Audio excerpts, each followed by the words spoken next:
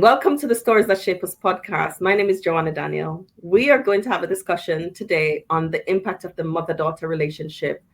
And I have some really important guests to help me have this conversation that is so necessary because the mother-daughter connection we know affects every other relationship. So today we have Tessa Saunders, and she's going to introduce herself, Niollie Brown and Amina Hassan. And Tessa, you want to go first, and then we go around.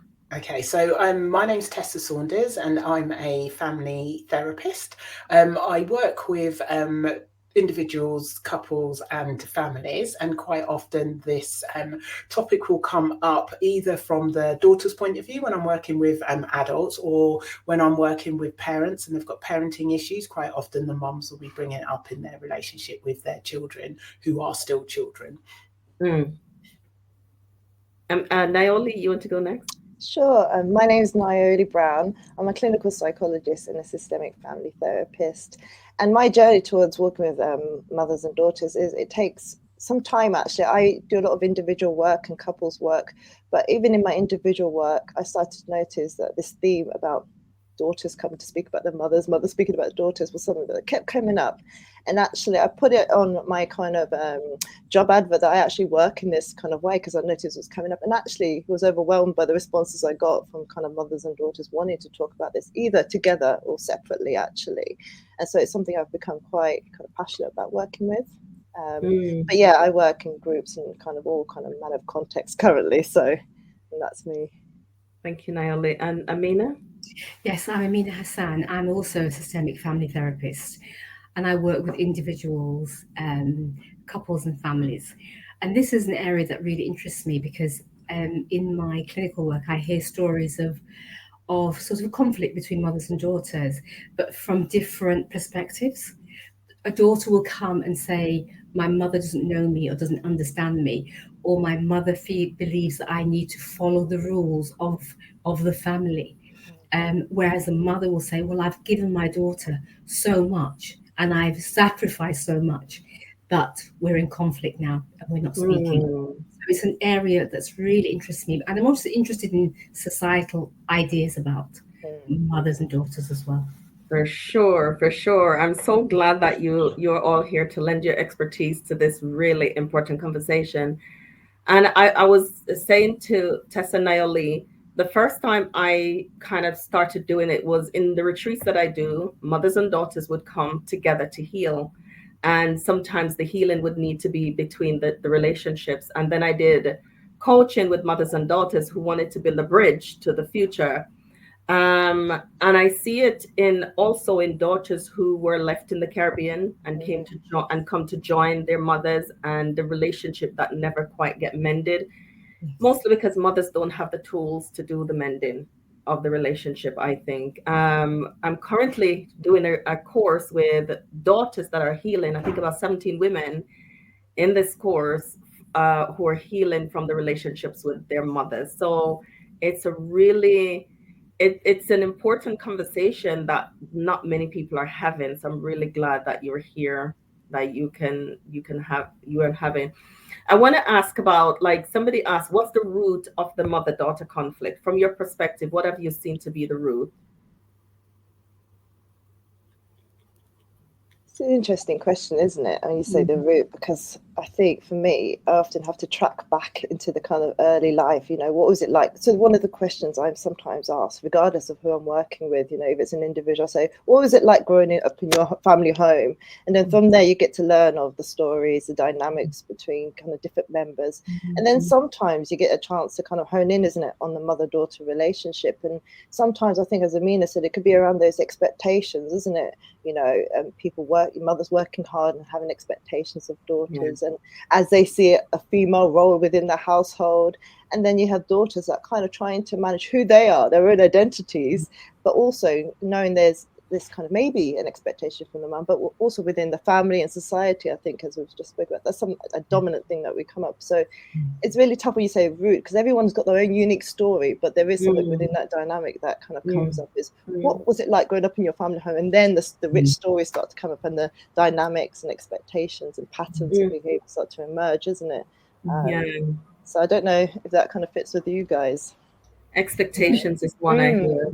Yes, Yeah. I think it's a very important one, expectations.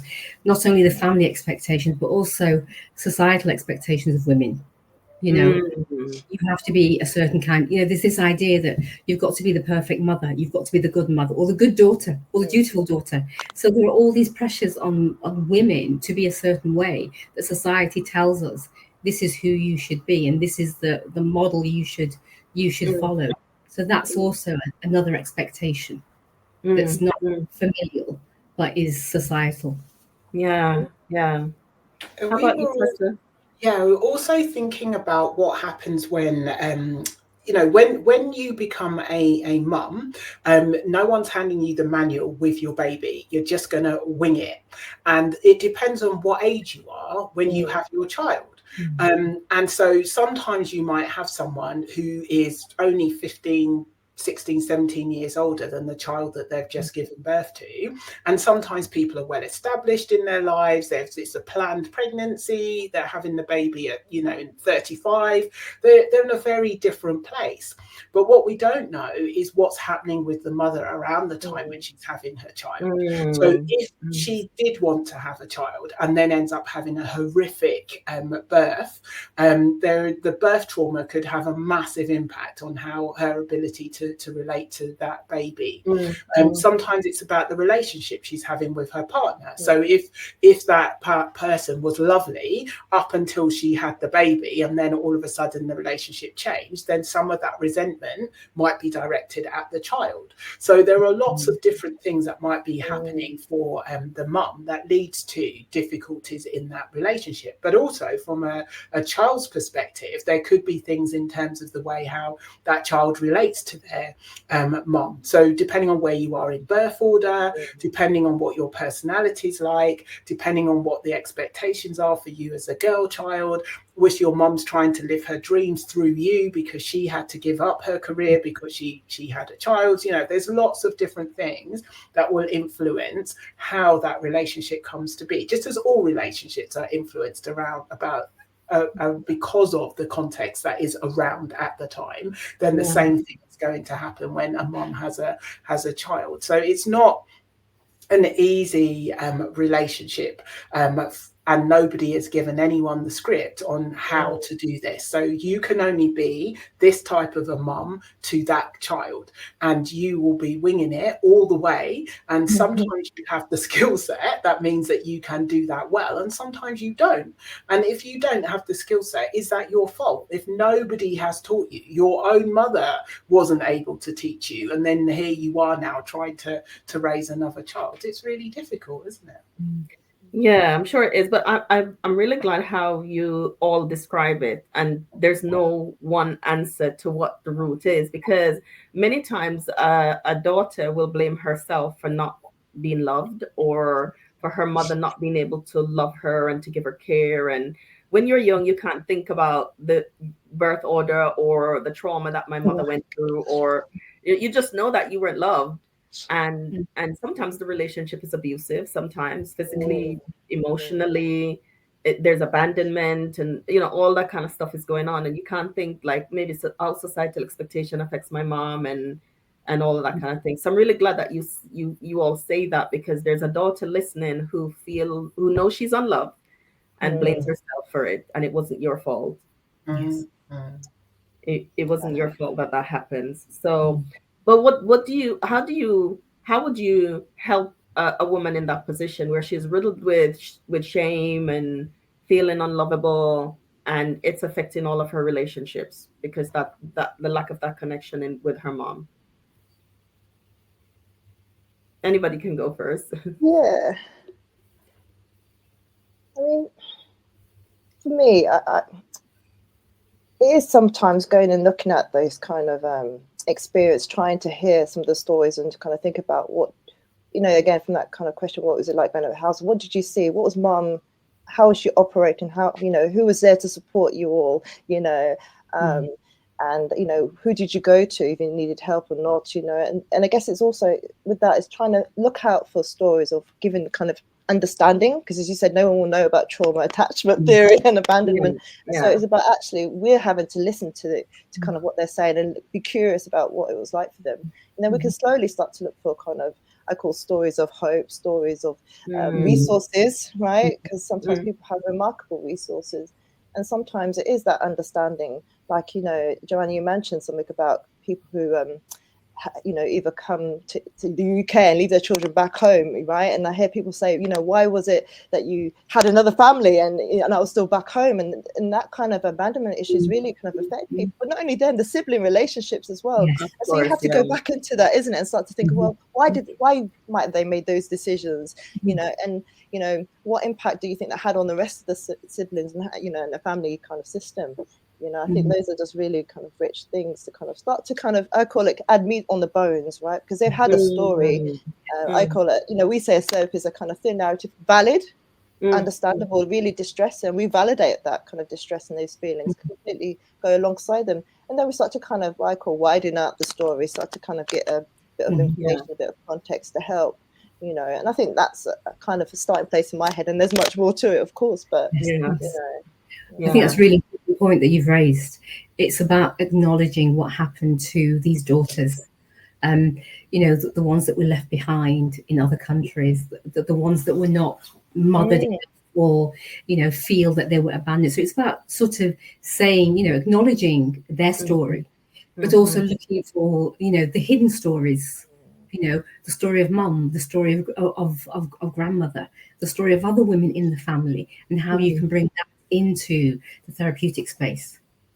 Looking for the hidden stories. I like that, Amina, because once again, you can't think of anybody other stories except you. You just know that you're the hurt that you feel. You just know that hurt. Like a woman healing from her mother passing, but she can't mourn because there was no connection. And in that therapy would help her to find the other hidden stories in the family that would help to unlock, not necessarily grieving for her if there was no connection, she didn't know her, but can help her to find comfort and peace. How would that hidden story, how would those hidden stories help someone who is grieving but can't grieve?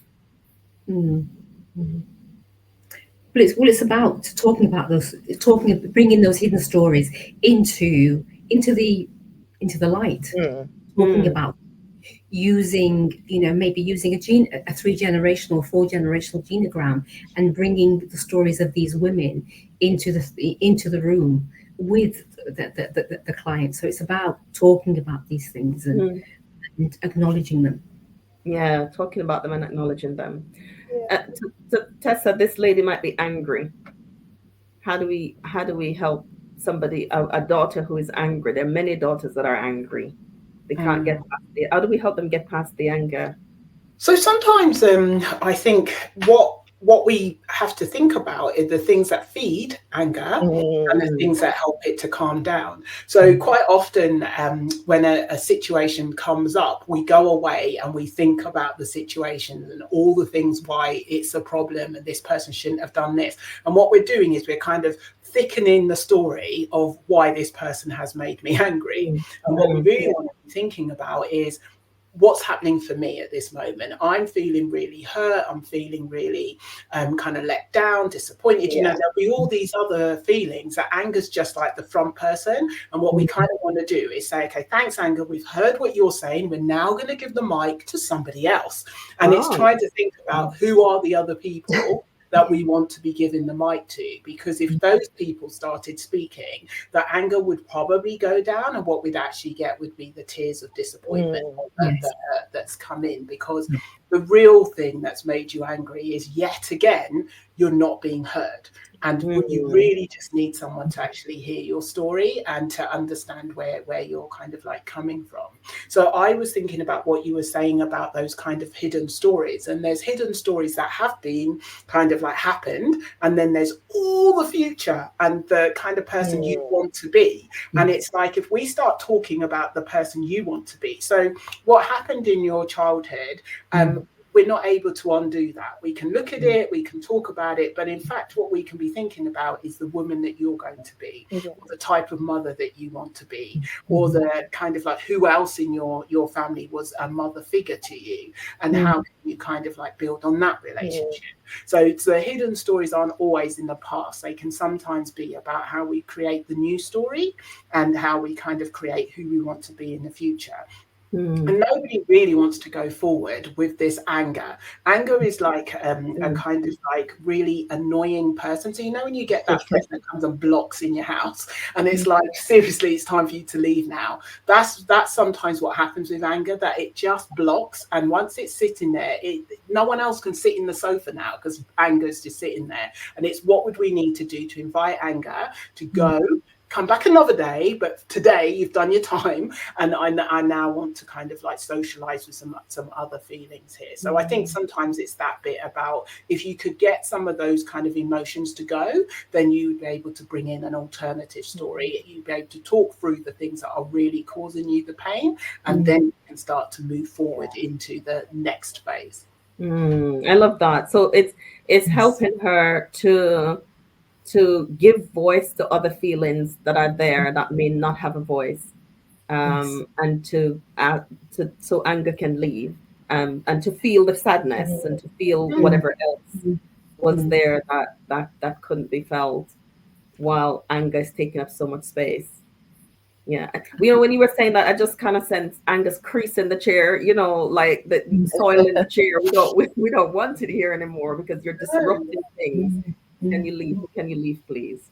I really like that, because it, you know, people always wonder, how do I let go? How do I move forward? And this would really help people to move forward, because this is it's a really difficult situation when the person who you expect love and care for, who did not have the capacity to do it. And it can really hamper so many other relationships if you don't do this work of processing it, if you don't do this work of doing the work. So I wanted to go to this question that we were sent, Amina, and I wonder if we could start with you. It says, how do I move on knowing I'll never have a mother or a father? But we're going to stick with mother. How do I move on knowing I'll never have a mother in the capacity that they're supposed to be? So mother's alive, but there's never been caregiving. And now as an adult, there's no relationship. Yeah. So how do I move on knowing that I'll never have a mother in the capacity I'm supposed to be? It's a real lonely place to exist. It's a really lonely place to exist in. But I'll be interested to hear your thoughts. It's a lonely place. She's kind of coming to this place of acceptance that she'll never have a mother. How does she manage? How does she move forward? I think this question is about grief. It's about, how do you move on? How do you grieve the loss of, you know, the parenting that you didn't have, the mothering that you didn't have? So it's about acknowledging that and grieving and allowing yourself to grieve. But also trying to find connections with maybe community, other women. You might have an aunt or a grandma, or someone in the church or in the temple or the mosque. You know, it's finding other connections, because you're not going to get what you haven't received from your mother. So it's about acknowledging that and grieving for that, and then trying to find other connections with other women. So giving yourself space to do that work of grieving. Yes.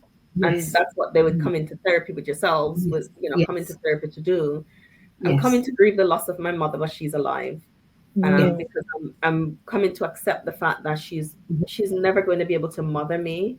And so therapy will help somebody who is in that position to be open enough to be mothered by other people. Even as an adult. Even as an adult. Exactly.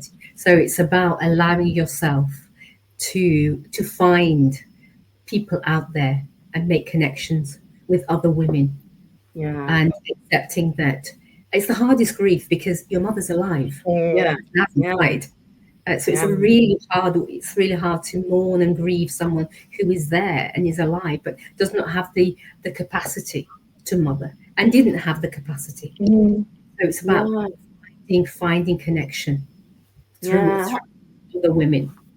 Finding connection, but it's not so easy, is it, to let people in? How would they Yeah. start to do that, Niollie? Like, Yeah, no, I think kind of what Mina's saying, it is kind of, because kind of going back a little bit, just thinking about that kind of idea about parents not having capacity or a mother not having a capacity, and kind of acknowledging that. I think that's the thing. People come sometimes therapy longing for some kind of repair, or is there anything to do? And sometimes just kind of speaking with them, realizing maybe, you know, your mother, as you describe, and in the past now doesn't have capacity. What does that mean for you now? And often I say, as children, we have no choice about who our parents are. We are just us given our parents, isn't it? And we try and do the best we can do most of the times, right? But I also talk to people is that as we go through life, hopefully we can think outside of the family of origin to family of choice. And actually I start to think with people, who is around you at the moment? You know, as you said, Amina, an aunt, a family, and Tessa, we talk about is a community, you know, who can be your family of choice. And I think for people who are estranged from their family for good reasons, sometimes people who have been abused by family members, and, you know, people who have lost people, is about looking at, you know, who are your family of choice and how may they help you in the things you want. Because I often say one person usually cannot fulfill or meet all our needs. So actually it's really important as adults that we start to think about what our needs are, isn't it, and how we meet them, and talk about that nurturing from a mother, that expectations that actually we can look for those needs to be met by other people sometimes. And actually freeing people up to see that as a possibility. And sometimes I even say to people, sometimes we have to cast the net wide, actually, to start to find out what it is. Because we also have these kind of stories about what I like, what kind of people are good for me. Sometimes you have to cast that net wide. And I guess it is taking a risk, isn't it? Because it is scary. You don't know how. Yeah, for sure. It's a big risk, isn't it? Because you also, Amina and Tessa, they also have to rewrite the story of I wasn't lovable, to open themselves up, to let the family of choice in. There's a young woman that I tried to love. I just couldn't get through. Nobody else, no other woman was going to be able to do that, what her mother couldn't do. You know, and you know that wasn't an easy story. Yeah, that affected me quite a lot, because we lost And I her. think, Yeah, Karen, Tessa. yeah, sorry, I was just going to say, I think you're making a really important point there about how when we're working with families like this, how it impacts on us as therapists, because you know, we are all daughters sitting in this room, and some of us might be mothers. And so when we're sitting there and we're listening to people talking about their stories and their experiences, we've also got our experiences and our thoughts that come in, and our cultural backgrounds and our ideas about what mums should and could, and all of those things that are kind of like swimming in the kind of like sea around us. And so it's thinking about when we do have those families, those women, those daughters, those mums who really touch us, is thinking about what was it about that story, the way how she was talking that has really affected me. What was it? And is there anything, if she's not in a place now where she can hear what I'm saying, but I might be sowing a seed, and at a later date someone else might come in and they'll be able to nurture it in a way that she wasn't available at this moment to hear, but the next person will be watering and someone else will be pruning, and eventually she'll become the woman that she can be. Well, I was desperately rummaging around trying to find a pen to write down so I wouldn't forget. And one of the things that I quite often talk about with people who come to me is about job descriptions. So when people choose a husband, they choose a mum, and they have this picture of the job description that goes with the title. And so as a mum, I expect you to be A, B, C, and D, because all mums are A, B, C, and D. And what they don't necessarily think about is that we all have strengths and we all have weaknesses. And so for some people, whether they're a mum, a friend, a sister, their skill set is they're the go-to person, practical things. They can do things that, miracles that no one else can do when it comes to whatever that particular skill set area is. But go to them about finances, worst person you can talk to, they cannot help you. And so sometimes what I was thinking about when you were talking about if you don't have a mother who is able to be the this bit of the job description that you need, then that's what you're looking for from the friendship network or from the church network or the such and such. So it's an element that you're looking for, not a person. And so even if you have a mum, you might still need that element from someone else, because that's not your mum's skill set. So there are a lot of poor people who kind of grow up in households where no one can cook and they just have to get by with the scraped together food that they've got. But everyone's like, oh yeah, mums are brilliant at cooking. Are they though?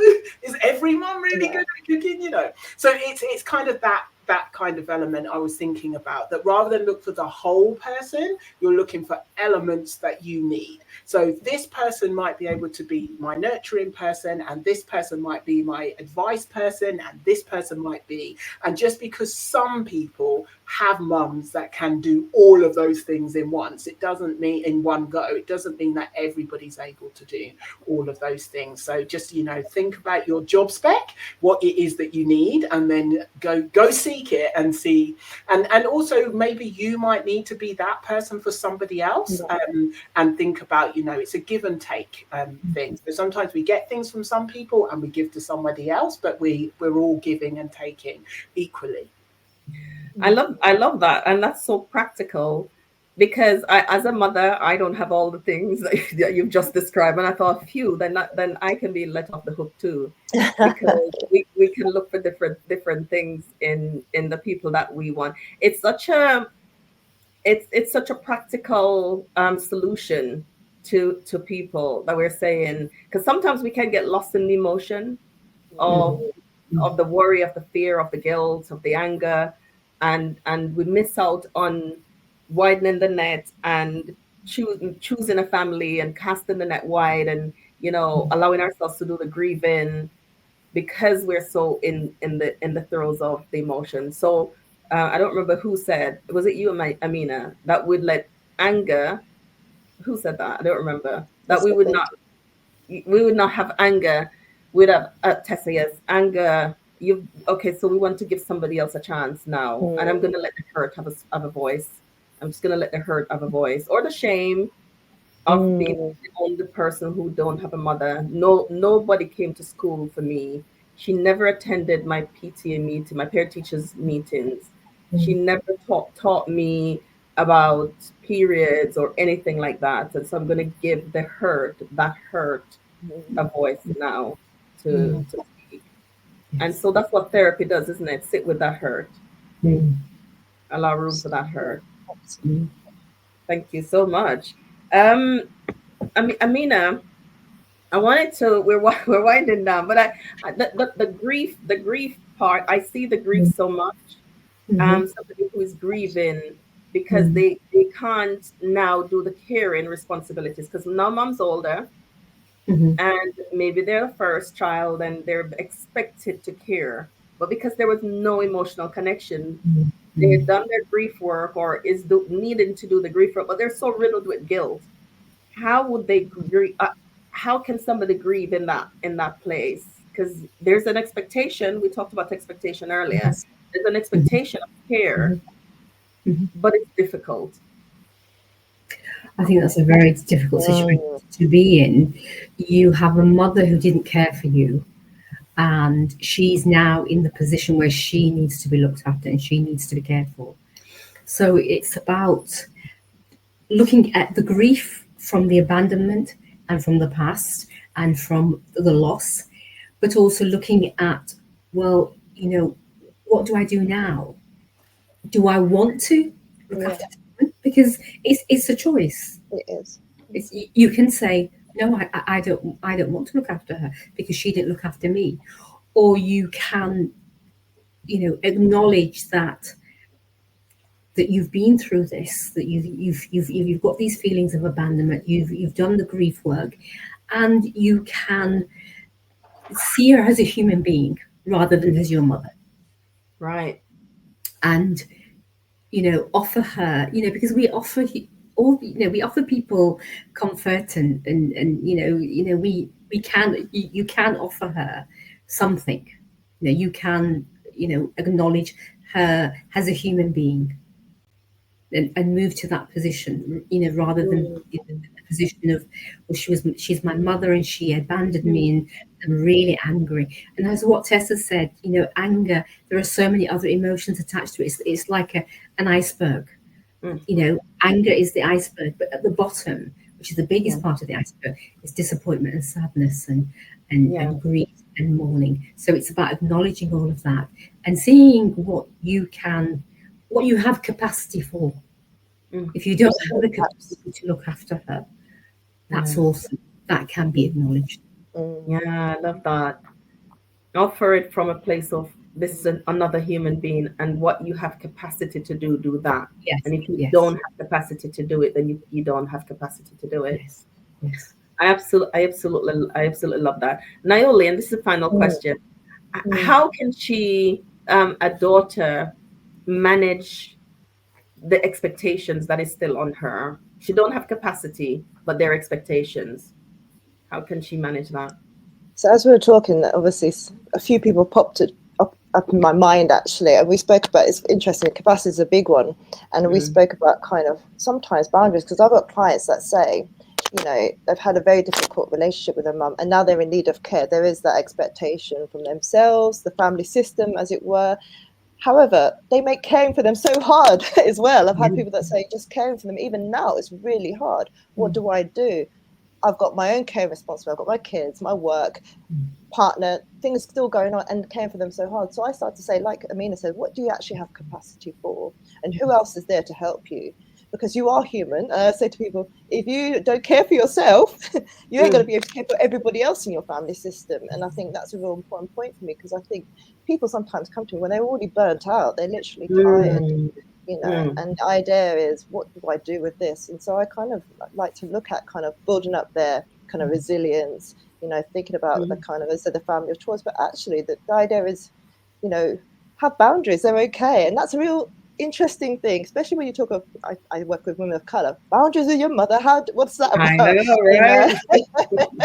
right? And people, again, within the family system, not really understand it, because you can't use the word boundaries. People will be like, well, are you talking about exactly boundaries? You don't have no manners. Exactly. So what we're talking about is actually, where in your schedule, what can you give? Who else can give and support you within that, and actually be mindful, what you have left in yourself for yourself. And I think, so that's me, I kind of map out, expectations are one thing, kind of capacity is another thing, and sometimes when we're at capacity, we think we can't do things. It affects our ability, and that's the thing why I think people get burnt out. They feel like they're unable to do things. We have to actually free them up a little bit and say, actually, some boundaries, and you need to set some expectations. That's what boundaries are. You set expectations with other people of what you actually can realistically do for a sustained period of time. So I had one client that recently said to me, I'm going to go and see my parent X amount of times. And I said, well, that's something you could say I might try to do, because as soon as you say that's what you're going to do, they might expect that all the time. And actually, we're human beings. We can't promise people all the time to be available. And I think that's it, isn't it, with the parent kind of relationship and the parent-daughter relationship, is that availability. Again, people, if they don't feel like you're meeting their needs, can suddenly become disappointed or hurt again, or again, to make feel ashamed and guilty. So I always think setting that up quite early on, when people think about how do I do this based on my capacity, is quite important. So. When you said, I had two circles in my head, one says expectation and one said capacity, and let's put all the things in each circle and look at it. Look at what's expected of me, and what can I do, honestly, without burning myself out. And I have a family. Tessa, I wanted to ask about what that looks like. Have you seen what that looks like, passing down the generation, where this daughter have daughters and she's mothering in the same way or in a similar way to how she was mothered? How can she, if she sees that happening, that those patterns repeating, what can she do to pull it back, to start to change the cycle? Okay, so there's a couple of things that I wanted to say about that, but I've also got stuff hanging in my head from the last one. And I just wanted to say that sometimes what happens with that whole expectations from other people is that we end up then doing something begrudgingly. And caring is the hardest job in the world to do. And if you're doing it begrudgingly, it's not good. So what we also have to think about is that if you're going to end up being abusive because your patience is just not there, you're better off having a speech that you feel comfortable saying to people that is your way of dealing with, I will only be seeing my mum for half an hour, and during that time I might be able to give her dinner, but I won't be able to do any of the other things, and that's the end of the conversation. And having the ability to have practiced the words, know how you're going to say it, know how you're going to exit the room if someone wants to start talking and you're not prepared to listen to that, having all of that in mind sometimes can help you to make sure that you do the right thing for you and for the person you're caring for, because you would not accept a carer treating a person in a horrible way, and yet we're sending someone in there knowing that they're going to struggle and then expecting it to go okay. Why would we do that? So that was the one thing that was going through. And then the other thing I was thinking about, to do with the question about how to do things differently, is that everybody does the best that they can with what they've got. And if you've had certain experiences, that's what you've got. So what tends to happen is people do the I'm definitely not doing this approach, but then they've got tumbleweed rolling over here with the but what's the alternative? And the alternative seems to be something really slack, or it just seems ridiculous. And so they're not going to do that either. And so then they don't know what to do. So then that's where you quite often get the situations where the children are bringing themselves up, because hopefully somehow they're going to know what to kind of do. So if you know you've got a gap in terms of I don't know how to do this because no one did it for me, it's thinking about, so how can we bring in that village? We're always talking about it takes a village to raise a child. So how do we bring that in? And sometimes it's about talking to the special people who you do trust and you know that they know what they're talking about. Sometimes it might be you're doing courses, you're reading particular books. Sometimes it's to do with having therapy so that you can kind of get rid of the blocks that are preventing you from being able to see things in a different way. Because if you don't have an alternative and the only alternatives look like they're just not good alternatives, then it's not that you don't want to do things differently, it's that you don't know how to do things differently. And if you don't know how to do things, we tend to go off and get learning in it. So whether we're doing a course for work or whether we're doing it because we want to learn how to paint, so why would we not do that about parenting, that really important job? So there's no shame in having therapy, there's no shame in reading books on it, there's no shame in talking to other moms that you really respect and can see they're doing things differently. So I think it's that bit about, let's forget the I should know how to do this, and let's go into the right. Nobody knows how to do this. We've all got different skill sets. This is where my skill set is. This is where I need some help. Let me look at how I'm going to fill that gap. I think that's so good. There's an awareness of the deficits, really, and do something to fill that. And as you were talking, I thought about expectation again, because society just expects that we're going to know how to mother. When I had the twins, I remember them taking the midwife said, "Would you like the babies?" And I panicked because I'm like, "Oh, I didn't. No, I didn't. Yes, I didn't. No, I didn't." Really what now? You want me to have them now? You kind of think, right? Yeah. Can I get them tomorrow? It suddenly felt so overwhelming. What am I going to do with two babies? So there's this awareness that of the deficits, and if we're aware of it, there's no shame in getting therapy for the things that that you did not have. Because with the best will in the world, willpower won't do it. Willpower alone won't do it. Like the decision to be a better mother, a different mother to your mother, is not enough to make that a reality, become a reality, even though we make a decision. So any as we wrap up, Amina, any last word that you'd like to share with our daughters? It's really important to go to therapy and to explore, the losses, the conflicts, the difficulties that you have faced with your parenting or your mothering, And also, sort of, it's important to acknowledge what's happened, but also to think about a different story, a different narrative. I was the abandoned child. That can be turned around to, well, my mother did not have the capabilities or the capacity to care for me. Wow. And that was the problem. I wasn't at fault. It Feels wasn't my very fault. different. Feels very Yes. different. It feels very different. Yeah. Yes. And they weren't at fault. Thank you so much, Amina. How about you, Niollie? Any last word? No, I echo what Amina said. It's good to talk. I think sometimes we carry all these thoughts and past kind of feelings, and as you say, we can go on to different relationships, still harboring them, and knowing they catch us up sometimes. And I think it's good to talk, whether that's in therapy, whether you've got a good close friendship network, or as you say, go find a community for which you feel safe to talk about these things, isn't it? So Yeah. I think there's no shame in it, and I think often, people say, things stay within the home and meant to be kept sacred and secret, but actually we know that doesn't kind of sit well with people. It's important to talk. Yeah, sure, for sure. Thanks, Tessa. How about you? I was thinking about everybody's story is different, and so that's why, rather than trying to do a one size fits all approach, is that you've listened to this podcast, and maybe things that you've kind of connected with, but that doesn't mean that the solution that we've talked about here is the one for you.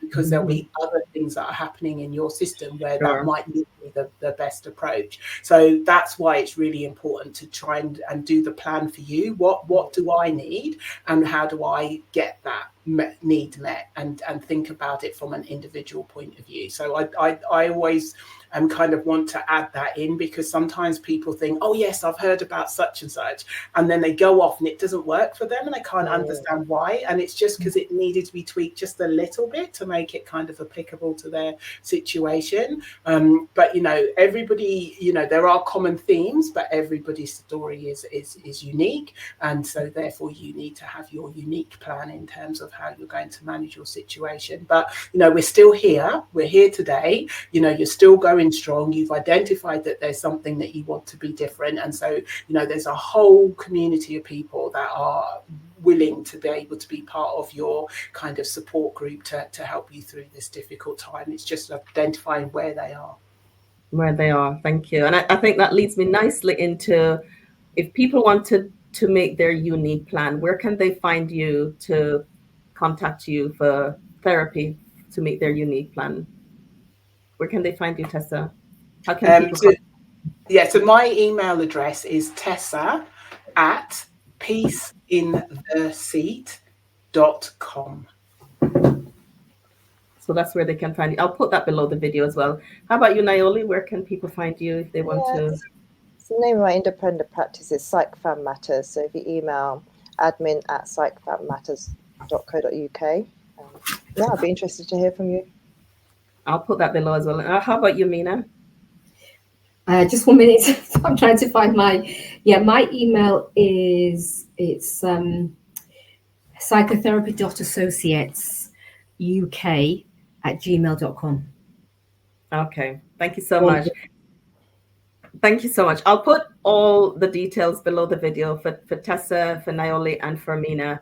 And if you want to contact them or Wounds to Scars to make your plan of how you are going to navigate this challenging relationship and heal, then you can use the links below the video to do so. Thank you, Tessa. Thank you, Amina. And thank you, Niollie, for lending your time to this really important conversation, because we know many, many women are struggling and they're not sure. There's a lot of shame around it as well, where people are thinking, I'm the only one. And now that you're not the only one and that you can get help. Thank you for joining me in this episode of Stories That Shape Us. I hope you'll join me on the next story. Thank you.